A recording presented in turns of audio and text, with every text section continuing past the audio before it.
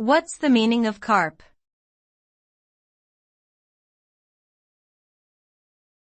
Carp.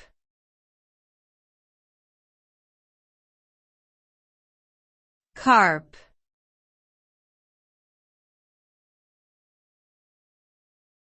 Carp.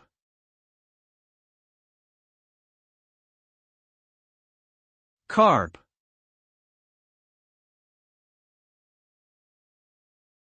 Carp can have a few different meanings depending on the context. As a noun, carp refers to a type of freshwater fish found in many parts of the world.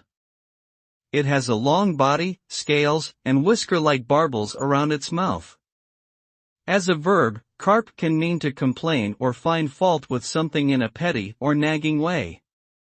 For example, someone might carp about the weather or their work colleagues. In general, carp has a negative connotation and is often associated with being critical or difficult to please.